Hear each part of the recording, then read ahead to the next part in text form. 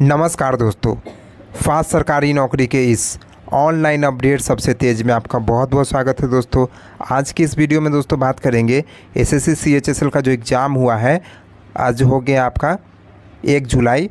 इसके 4th shift के analysis के बारे में दोस्तों बात करेंगे। चलिए आज का यह वीडियो स्टार्ट करते हैं। जैसे कि आप देख पा रहे हो कि हमारा यह PDF है, सेम जो हमारे YouTube चैनल का नाम है उसी नाम से हमारा टेलीग्राम चैनल उस पर अपलोड कर दिया गया है। दोस्तों इसको आप चाहे तो सर्च करके प्राप्त कर सकते हैं। दोस्तों चलिए आज का यह वीडियो स्टार्ट करते हैं। हम PDF को ऑन कर लेते हैं। दोस्तों जैसा कि दोस्तों आप देख पा रहे हो कि हमारा PDF ऑन हो गया है। इसमें आप देख पा रहे होंगे कि रागनी जो है किस राज्य से संबंधित है। दोस्तों रागनी जो है लोकगीत है। दोस्तों ये किस राज्य से संबंधित है। उसके बाद है विक्रमशिला विश्वविद्यालय के संस्थापक कौन है। अगला है महाराष्ट्र सरकार ने कितना % आरक्षण दिया है। अगला है करेवा जो संरचना है हिमालय के किस भाग में मिलती है। दोस्तों तो इस प्रकार का क्वेश्चन है। दोस्तों आगे आप देख सकते हैं कि हमें कैसा क्वेश्चन आया था। आप देख लीजिए कि फर्स्ट में है who discover atomic number based on X ray radiation. आगे है Maharashtra government has given how much reservation. अगला है captain Shiva Chauhan first female to posted in. ऐसा क्वेश्चन था। आर्टिकल रिलेटेड टू सिटीजनशिप से एक आर्टिकल था। दोस्तों आगे है article for stopping human trafficking and child labour के बारे में था। दोस्तों आगे है Vikramshila university is founded by. अगला है wireless internet connectivity for mobile. अगला है who introduce new rule for custom. अगला है कि match the column for public sector और ज्वाइंट सेक्टर से उसको मैच करने का कुछ था। आगे है Mayadhar Rout is related to which dance form. अगला क्वेश्चन था दोस्तों कि एक माउंटेन से रिलेटेड था क्वेश्चन कि कौन से स्टेट से है। दोस्तों आगे है कि if demand fall then equilibrium price, इस तरीके का क्वेश्चन था। अगला है कि symmetric inscription is also known as, इस तरीके का क्वेश्चन था। देखिए लास्ट है गणगौर फेस्टिवल इन कहाँ मनाया जाता है। गणगौर फेस्टिवल कहाँ मनाया जाता है। दोस्तों इस तरीके का क्वेश्चन था। आप देख पा रहे होंगे कि और भी आगे क्वेश्चन दिया गया है। दोस्तों अब देखिए कि हमको इतना सारा क्वेश्चन मिल पाया है। चलिए तो आज का सबसे पहला क्वेश्चन आ गया है। दोस्तों जैसा कि आप देख पा रहे होंगे कि रागिनी डैश राज्य से संबंधित लोकगीत का एक लोकप्रिय रूप है। दोस्तों जैसा कि आप देख पा रहे होंगे कि रागिनी जो है डैश राज्य से संबंधित लोकगीत का एक लोकप्रिय रूप है। तो इसका सही जवाब है दोस्तों, आप देख पा रहे होंगे कि हरियाणा इसका सही जवाब है। दोस्तों इसमें आप देख पाए होंगे कि ऊपर जो क्वेश्चन है इसको इंग्लिश में भी मैं पुट कर दिया हूँ। इस तरीके का क्वेश्चन है, आप देख लीजिएगा। अगर आपको इंग्लिश में जानना होगा तो इंग्लिश में पढ़ सकते हैं। दोस्तों इस PDF को ले लीजिएगा टेलीग्राम चैनल से। चलिए आगे के क्वेश्चन की तरफ बढ़ते हैं कि जैसा कि पूछा जा रहा है कि विक्रमशिला विश्वविद्यालय की स्थापना किसके द्वारा किया गया था। दोस्तों फाउंडर ऑफ विक्रमशिला पूछा गया है। तो इसका सही जवाब है दोस्तों धर्मपाल। इसका सही जवाब है दोस्तों धर्मपाल। चलिए इनके बारे में जानते हैं कि देखिए विक्रमशिला विश्वविद्यालय की स्थापना किसने किया।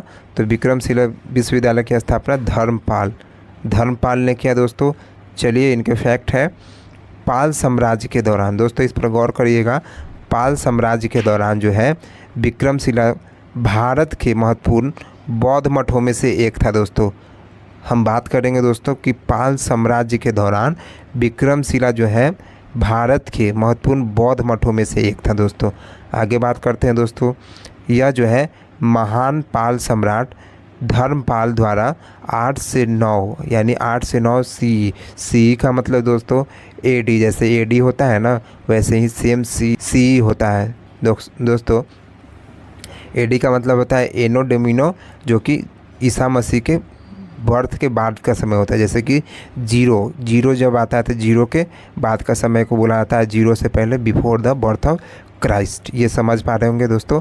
चलिए के दौरान स्थापित किया गया था। दोस्तों आगे है यह बिहार के भागलपुर ज़िले के अंतिचिक गांव में दोस्तों अवस्थित है। यह किस गांव में है दोस्तों? अंतिचिक गांव में स्थित है दोस्तों। चलिए आगे की बात करते हैं। दोस्तों क्या आपको पता है कि विक्रमशिला जो है विश्वविद्यालय की स्थापना क्यों हुआ था दोस्तों? यहाँ इसका जवाब है दोस्तों, आप इसको पढ़ पाएंगे कि इसका निर्माण जो है नालंदा में छात्रवृत्ति की गुणवत्ता में गिरावट के कारण हुआ था दोस्तों। स्कॉलरशिप का जो वहाँ पर गिरावट हो गया था गुणवत्ता में, उसके कारण इसका निर्माण किया गया था दोस्तों। चलिए इनके आगे फैक्ट के बारे में जानते हैं।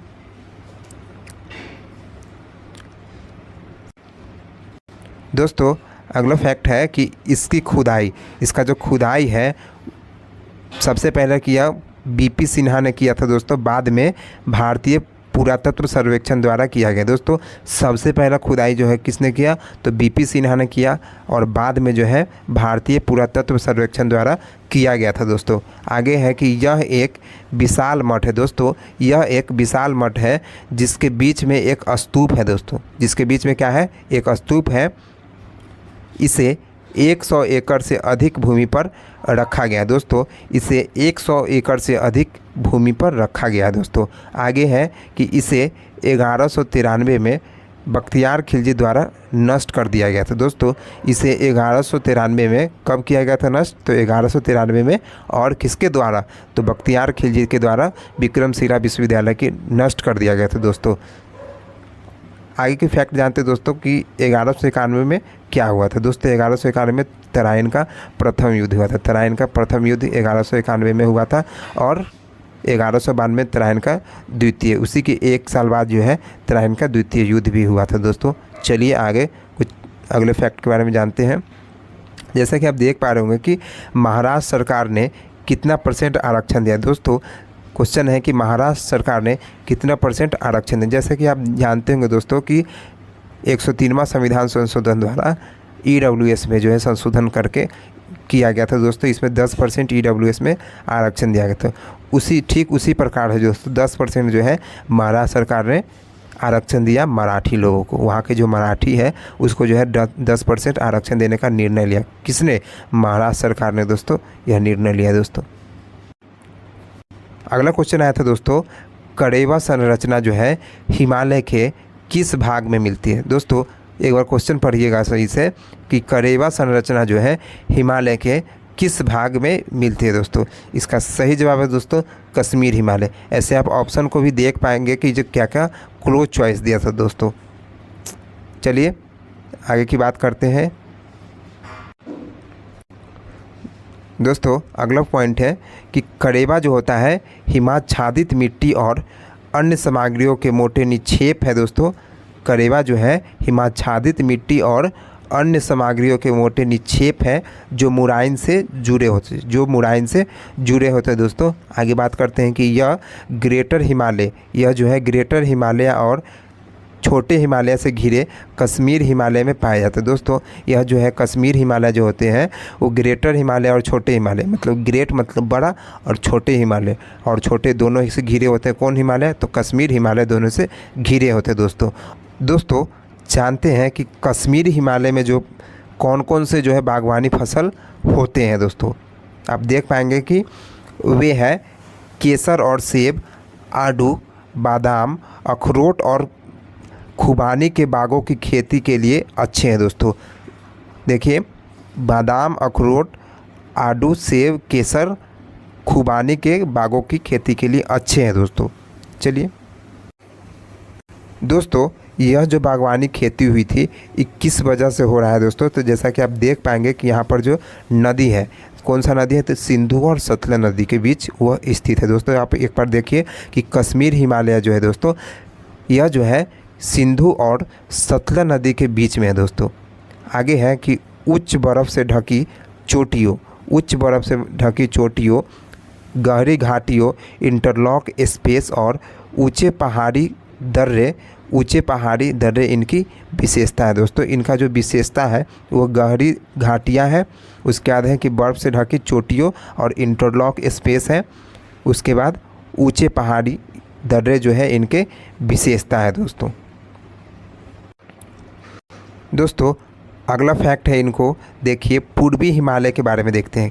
पूर्वी हिमालय जो है यह पश्चिम में तीस्ता नदी और पूरब में ब्रह्मपुत्र नदी के बीच स्थित है। दोस्तों पूर्वी हिमालय की बात करें तो पश्चिम में तीस्ता नदी है और पूरब में ब्रह्मपुत्र नदी है। दोस्तों उसके बीच में स्थित है, उन हिमालय को बोला जाता है पूर्वी हिमालय बोला जाता है। दोस्तों आगे बात करते हैं कि यह जो है भारत और भूटान में अरुणाचल प्रदेश राज्य में फैला हुआ है। दोस्तों यह जो है भारत और भूटान में फैला हुआ है, जो कि अरुणाचल प्रदेश राज्य में स्थित है। दोस्तों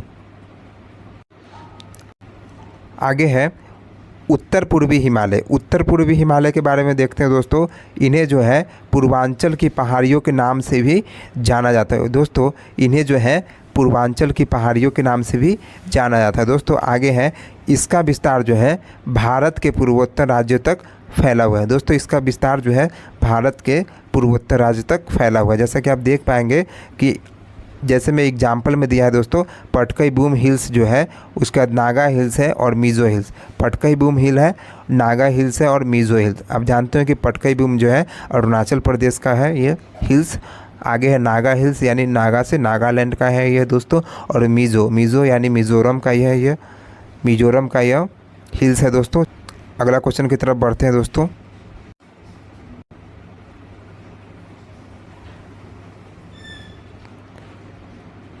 दोस्तों अगला क्वेश्चन है कि जनगणना अधिनियम किस वर्ष बनाया गया था। जनगणना अधिनियम किस वर्ष बनाया गया था। इसका सही जवाब है दोस्तों 1948। इसका सही जवाब है दोस्तों 1948। चलिए इस अधिनियम के बारे में जानते हैं।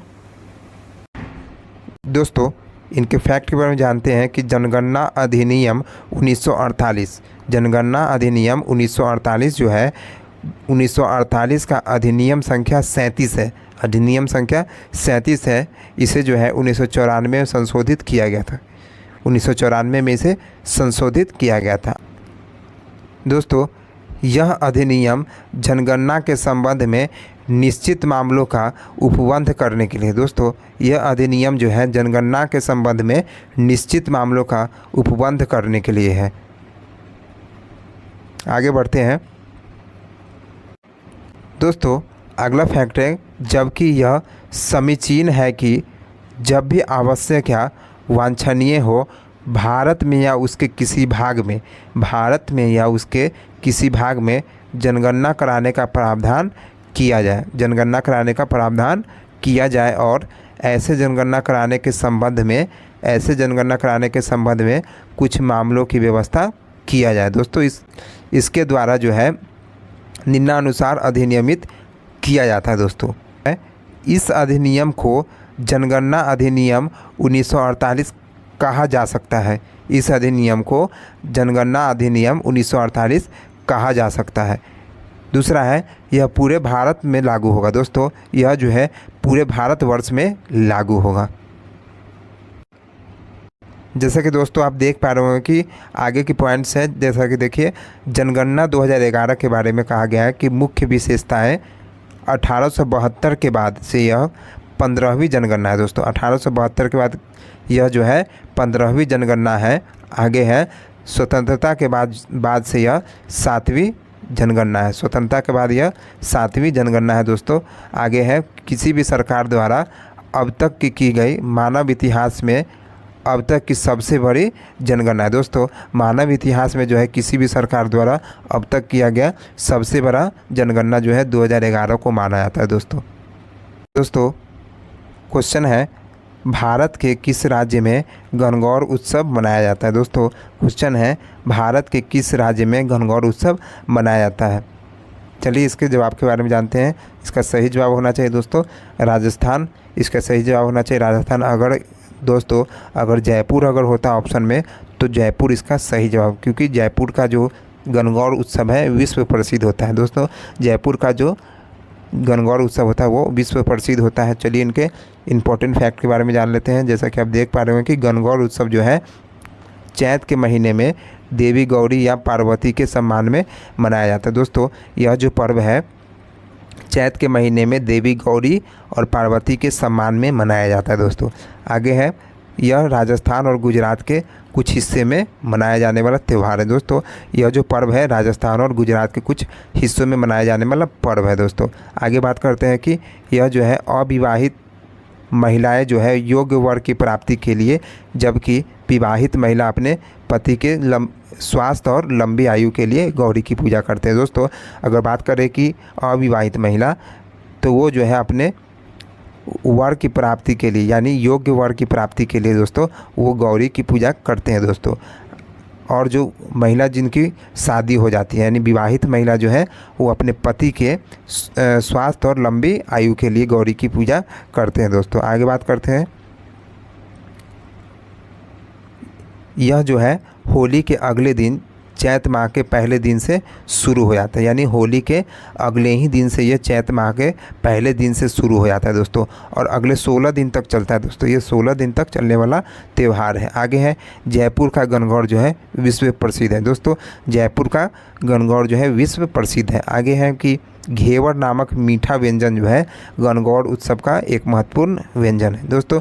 अगर बात किया जाए कि पकवान के बारे में कि घेवर ये जो पर्व है इसका जो पकवान है, तो इसका पकवान का नाम है घेवर नामक मीठा व्यंजन जो है गणगौर उत्सव का प्रसिद्ध पकवान है। चलिए आगे जो है राज्य और उनके त्यौहार के बारे में जानते हैं। जैसा कि देख पा रहे होंगे कि दोस्तों बिहार का जो है छठ पूजा, बिहार का छठ पूजा प्रसिद्ध है। गोवा का जो है मांडो प्रसिद्ध है दोस्तों। आगे है त्रिपुरा का खर्ची पूजा, यह प्रसिद्ध है। बिहार का छठ पूजा प्रसिद्ध है, गोवा का मांडो प्रसिद्ध है, त्रिपुरा का खर्ची पूजा प्रसिद्ध है दोस्तों। आगे जानते हैं कि ये हॉर्नबिल फेस्टिवल, हॉर्नबिल फेस्टिवल जो है दोस्तों पूर्वोत्तर भारत के नागालैंड में हर वर्ष 1 से 10 दिसंबर तक मनाया दोस्तों। यह 10 दिन तक चलने वाला त्यौहार है। हॉर्नबिल फेस्टिवल जो है पूर्वोत्तर भारत का नागालैंड में मनाया जाता है दोस्तों।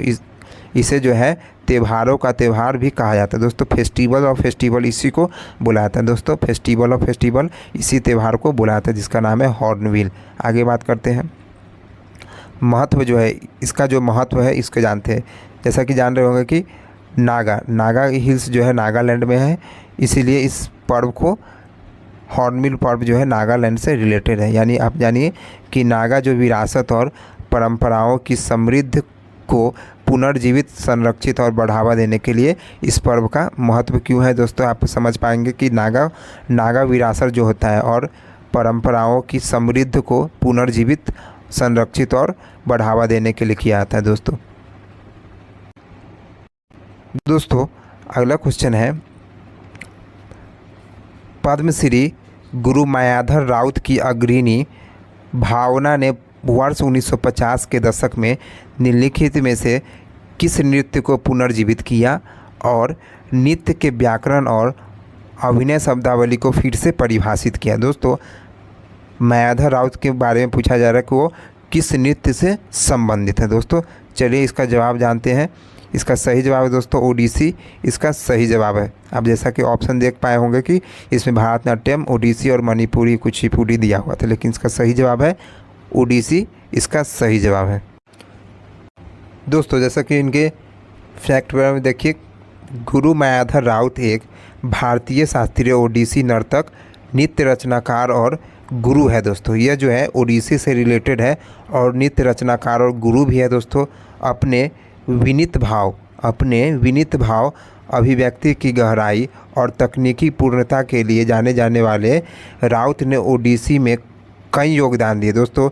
इन्होंने ओडिसी नृत्य में बहुत सारा योगदान दिया है। आगे है, इनमें संचारी भाव यानी अभिनीत किए जा रहे पाठ पर 5 पर भाष्य आधारित है दोस्तों।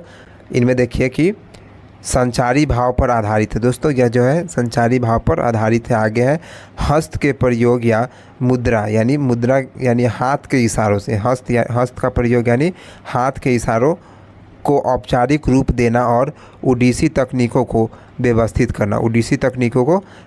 करना और भारतीय और अंतर्राष्ट्रीय दोनों छात्रों को जो उनके दृष्टिकोण और तकनीकों का ईमानदारी से पालन करेंगे उसको वो क्या कर रहे थे, प्रशिक्षण देना शामिल कर रहे थे दोस्तों। उनको वो प्रशिक्षण देना शामिल किया था दोस्तों।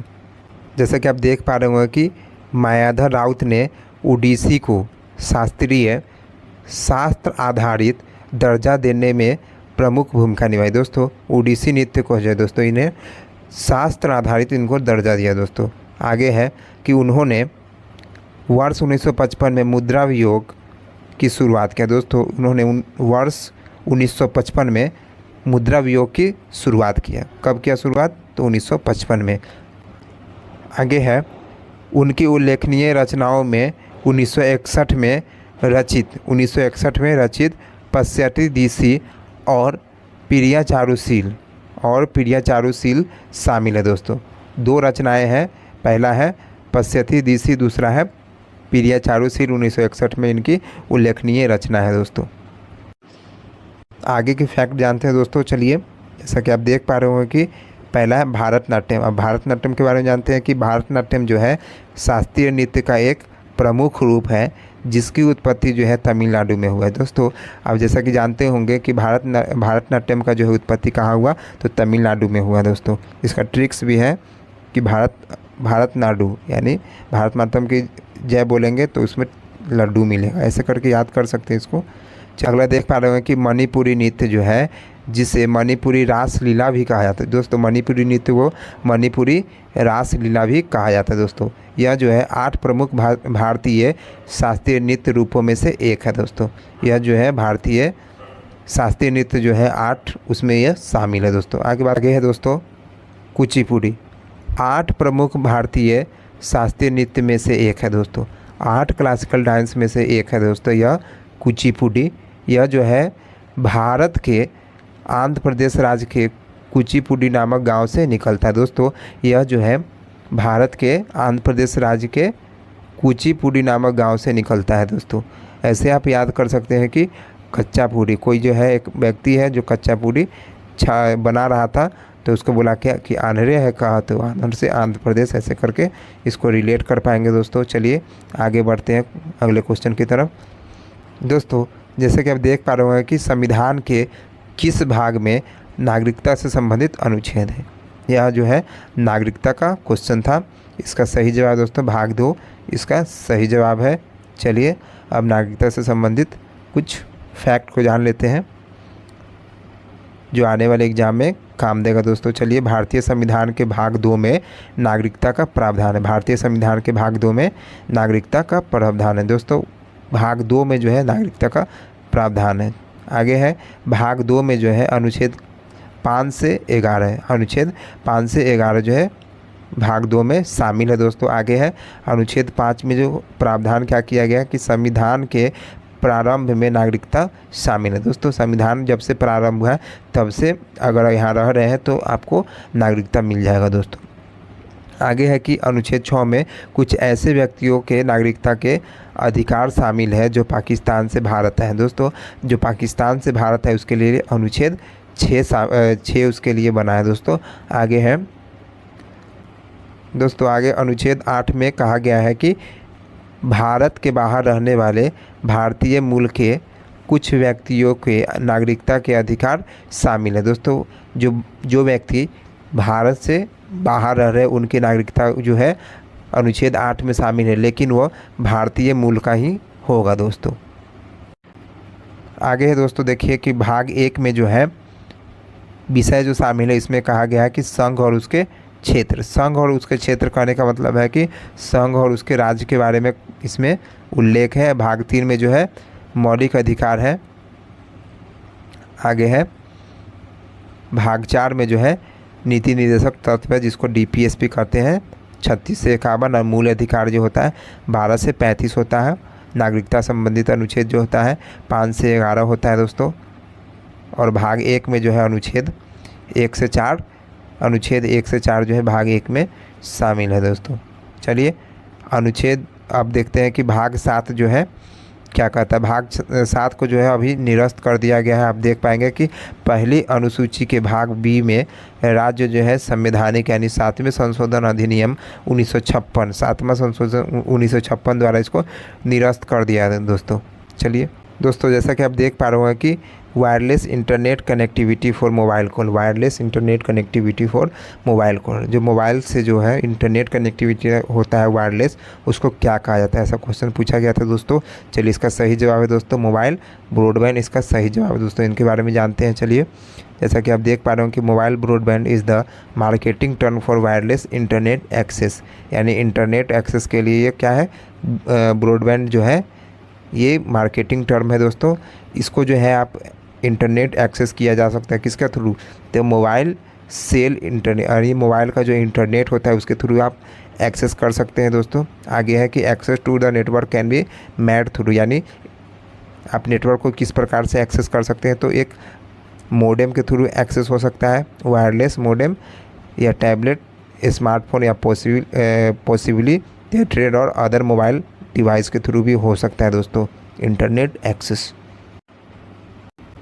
दोस्तों अगला क्वेश्चन अब जैसा कि आप देख पा रहे होंगे दोस्तों कि symmetric encryption is also known है, symmetric encryption is also known है, इसका सही जवाब दोस्तों secret key encryption, secret key encryption इसका सही जवाब है। चलिए इनके बारे में फैक्ट पढ़ते हैं। Fact, symmetric encryption is also called secret key encryption and it uses just one key called a share secret for both encrypting and डिस्क्रिप्टिंग।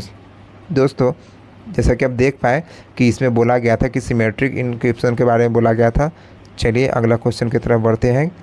भारतीय संविधान के किस अनुच्छेद में मानवों की तस्करी और जबरन श्रम पर रोक है दोस्तों, मानवों की तस्करी और जबरन श्रम पर रोक है दोस्तों। इसका सही जवाब है आर्टिकल 23, आर्टिकल अनुच्छेद 23 इसका सही जवाब है। चलिए इसके इम्पोर्टेंट फैक्ट के बारे में जानते हैं दोस्तों। चलिए जैसा कि आप देख पा रहे होंगे कि बोला जा रहा है कि भारतीय संविधान के अनुच्छेद 23 में मानव और मानव श्रम की तस्करी पर रोक है दोस्तों, मानव और मानव श्रम की तस्करी पर रोक है दोस्तों। आगे है शोषण का अधिकार जो है भारतीय संविधान के अनुच्छेद 23 और 24 में निहित है दोस्तों। और आर्टिकल जो है 23 और 24 में क्या निहित है, तो शोषण के विरुद्ध जो है अधिकार है उसमें, ठीक है। आगे है कि यह महत्वपूर्ण मौलिक अधिकार है दोस्तों, आपको पता होगा कि फंडामेंटल राइट है, ये 12 से 35 के बीच में आता है ये। चलिए ये भाग 3 में है, जो किसी भी तरह के मजबूर श्रम से प्रत्येक नागरिक सुरक्षा की गारंटी देता है दोस्तों, यानी श्रम मजदूर जितना भी होते हैं उसको जो है सुरक्षा की गारंटी देता है दोस्तों यह अनुच्छेद, यानी कोई किसी से जबरन काम नहीं करवा सकता, उससे यह सुरक्षा देता है दोस्तों। आप आगे देखिए कि सभी को काम करने का अधिकार है दोस्तों, सभी को काम करने का अधिकार है। रोजगार की पसंद को मुक्त करने के लिए, काम की उचित और अनुकूल परिस्थिति के लिए और बेरोजगारी से सुरक्षा के लिए यह अनुच्छेद है दोस्तों। आगे है कि बिना किसी भी भेदभाव के सभी के समान काम के लिए समान वेतन का अधिकार दोस्तों। सभी को मतलब अगर कोई एक कंपनी में कोई काम कर रहा है तो अगर मान के चलिए कि लेबर है तो लेबर को एक समान वेतन मिले, इसके लिए यह अनुच्छेद बना है दोस्तों। जैसा कि आप देख पा रहे हो कि अनुच्छेद 23 के अनुसरण में संसद द्वारा पारित कानून, संसद द्वारा पारित कानून, जैसा कि पहला कानून देख पाएंगे कि महिलाओं और लड़कियों के अधिनियम, महिलाओं और लड़कियों के अधिनियम 1956 में अनैतिक यातायात का दमन, अनैतिक यातायात का दमन है इस पहला कानून में दोस्तों। अगला है बधुआ श्रम प्रणाली, यानी बधुआ श्रम प्रणाली अगला आया, जिसको उन्मूलन करना था, जिसको जड़ से ख़त्म, उन्मूलन का मतलब जड़ से ख़त्म करना था, अधिनियम 1976 आया दोस्तों। 2 कानून संसद द्वारा पारित हुआ। आगे है अनुच्छेद 23 में जो है नागरिकों को न केवल राज्य के खिलाफ बल्कि निजी नागरिकों से भी बचाता है दोस्तों। चलिए आगे इनको इम्पोर्टेंट फैक्ट के बारे में जानते हैं दोस्तों। अगला देखिए कि जैसा कि आप देख पा रहे होंगे कि संविधान के अनुच्छेद 14 से 18 में जो है समानता के अधिकार की गारंटी है दोस्तों। अनुच्छेद 14 से 18 में समानता की गारंटी है।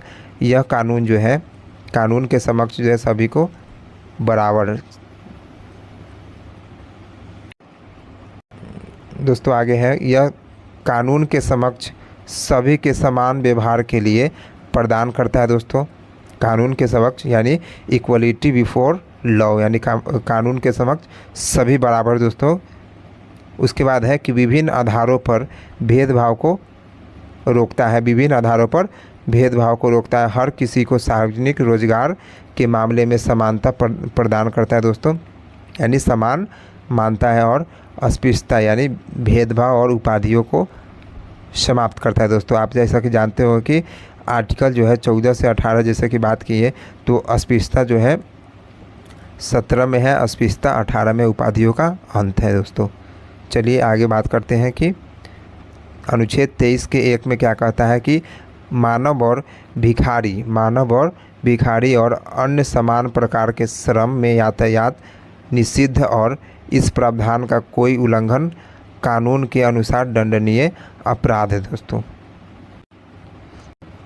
अनुच्छेद 23 का 2 को हम देखते हैं कि इस लेख में कुछ भी राज्य को सार्वजनिक उद्देश्य के लिए अनिवार्य सेवा प्रदान करने से नहीं रोक सकता है दोस्तों। अगर कोई अनिवार्य सेवा अगर राज्य प्रदान कर रहा है तो उसको रोक नहीं सकता कोई, और ऐसे सेवा को लागू करने से राज्य केवल धर्म जाति यानी राज्य जो है केवल धर्म जाति के आधार पर क्या करेगा, भेदभाव नहीं करेगा दोस्तों। चलिए आगे का क्वेश्चन देखते हैं दोस्तों। क्वेश्चन पूछा गया था कि name the first women officer to be posted in Kumar post यानी सियाचिन में जिनकी पोस्टिंग हुई थी, ये क्वेश्चन पूछा गया था। इसका सही जवाब है शिवा चौहान, इसका सही जवाब है शिवा चौहान, कैप्टन शिवा चौहान। चलिए इनके बारे में जानते हैं दोस्तों। जैसा कि आप देख पा रहे होंगे, इसमें कहा गया कि कुमार पोस्ट इस जगह का नाम है दोस्तों। सियाचिन में तैनात होने वाली पहली महिला अधिकारी जो है कैप्टन शिवा चौहान है दोस्तों। पहली महिला अधिकारी अगर बात करें, जो सियाचिन में जो है विश्व का जो है सबसे बड़ा युद्ध स्थल है दोस्तों, वहाँ पर तैनात होने वाली सबसे पहली महिला जो है शिवा चौहान है दोस्तों। आगे बात करते हैं, उन्होंने 2 जनवरी 2023 को यह ऐतिहासिक उपलब्धि हासिल की दोस्तों। यह जो है 2 जनवरी 2023 को यह ऐतिहासिक उपलब्धियाँ जो है हासिल की दोस्तों। आगे है कोर ऑफ इंजीनियर्स के कैप्टन चौहान ने 15,600 फीट की ऊंचाई पर स्थित चौकी पर 3 महीने के कार्यकाल के लिए लड़ाकू इंजीनियरों की एक टीम का नेतृत्व करने से पहले कठोर प्रशिक्षण लिया था दोस्तों। यानी लड़ाकू इंजीनियर की एक टीम का नेतृत्व करने से पहले जो है इन्होंने कठोर प्रशिक्षण भी लिया था दोस्तों। और ये जो सियाचिन है इसका जो ऊंचाई है यहाँ पर है 15,600 फीट इसकी ऊंचाई है दोस्तों।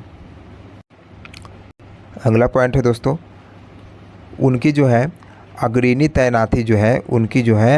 तैनाती भारतीय सेना में महिला अधिकारियों के लिए दोस्तों एक महत्वपूर्ण क्षण चिन्हित किया दोस्तों, और कई महत्वाकांक्षी सदस्यों को प्रेरित भी किया दोस्तों। यानी वो सबसे पहली महिला बनी दोस्तों जो सियाचिन जैसे ग्लेशियर पर गई, तो उससे आगे आने वाली जितने भी महिला अधिकारी उसको प्रेरणा मिला दोस्तों वहाँ से। तो यहाँ पर एनालिसिस समाप्त होता है दोस्तों। अगर ये वीडियो अच्छा लगेगा तो लाइक कर दीजिएगा दोस्तों। आपका लाइक जो है हमको मोटिवेट करेगा आगे वीडियो बनाने के लिए दोस्तों। अगर अच्छा लगेगा तो लाइक करिएगा, शेयर करिएगा दोस्तों। मिलते हैं अगले वीडियो में। जय हिंद।